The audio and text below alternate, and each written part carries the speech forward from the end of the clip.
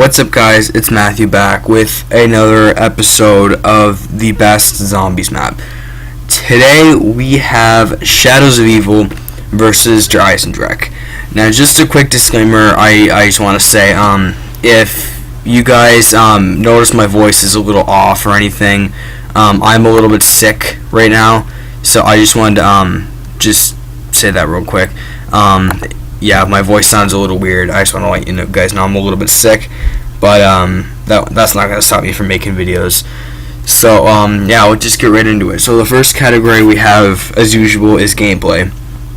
And I feel like Eisendrache did a better job at this.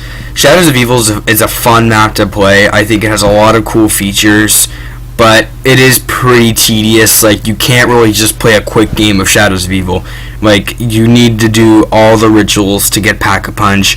Like, that it just takes a long time. I mean, it's fun, but it just takes a long time. You see, unless you have a lot of time, the map isn't really that fun. Now, Eisendrache, on the other hand, I feel does a really good job because it appeals to a lot of players. Like, you can get the power on super easily. Just the one switch, or you can go a lot more complicated and you can build all the bows, or you can do the Easter egg. So I feel it does a better job because it appeals to all players opposed to your Shadows of Evil, like the more hardcore players. So I went with 2 to Shadows, 5 to Eisendrache. Next we have training spots. And I think, again, Eisendrache does a better job at this. I'm sorry for the lag here. Eisendrache, because it has the spot I'm at is probably the best spot out of these two maps. The main courtyard. You have the Death Race spot. You have down in the Undercroft. You even have the other courtyard. Even the rocket place. Sometimes you can train there. Shadows of Evil is okay. Like, you can train in the Rift, and you can train at the Junction, but I just think Eisendrache did a better job. So I went 2 Shadows, 3 Eisendrache. Next we have difficulty, and this was sort of a tough decision because I feel Shadows of Evil did probably a little bit better than Eisendrache, but in different ways. Shadows of Evil, to be honest, I think is a little on the harder side because it's not so much difficult, but just it's so tedious. Like, you got to know what you're doing, and if you don't do everything, it can be a pretty difficult map.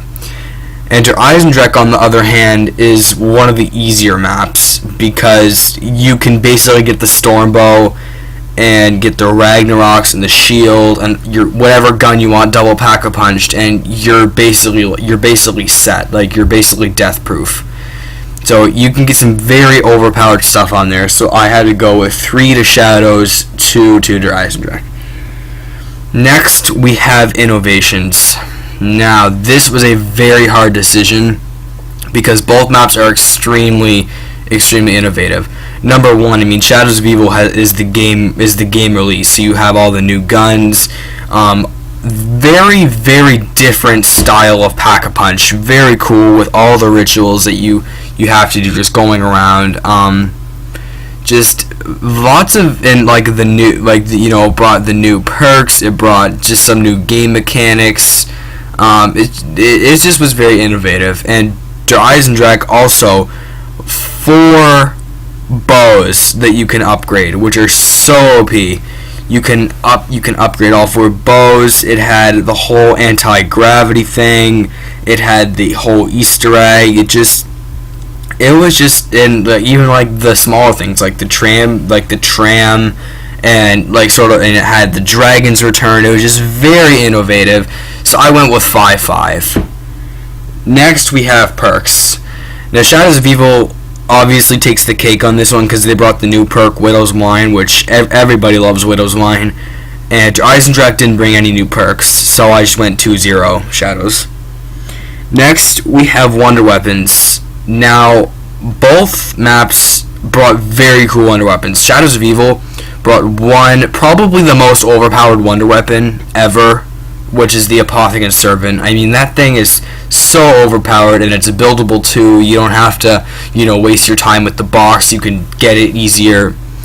But Eisendrache, on the other hand, it brought 4 wonder weapons. 2 are amazing, and the other 2 are pretty good also.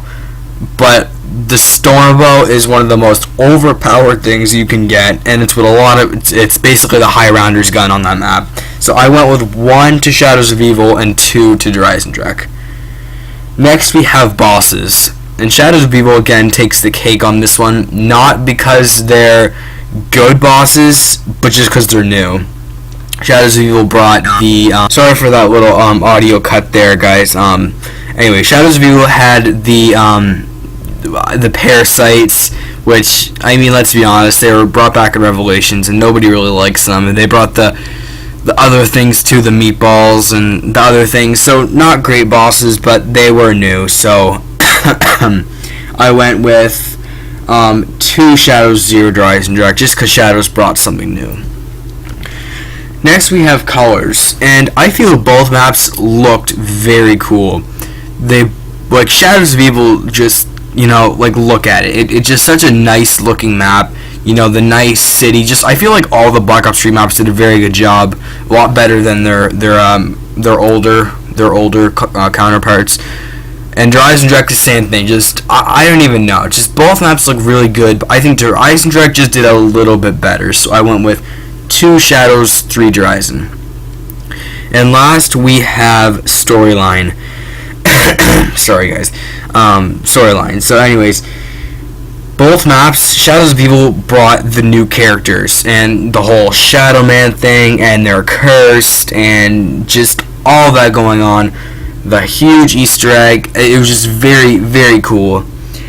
And Eisendrache brought the whole Dempsey thing. I liked about Black Ops 3 is each character had his map. So Eisendrache is Dempsey's map, and you know, kill Dempsey 1.0, and you get to blow up the freaking moon. Like, how cool is that? So I couldn't decide, so I went 4-4 to each map. But I think that covers it for this video. Our final score is very close. 23 for Shadows of Evil, 24 for Eisendrache.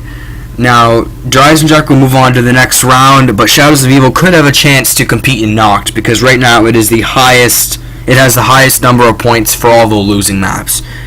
So yeah, I think that's pretty much it for this video. Please like, comment, and subscribe to my channel for more videos, and I will see you in the next one.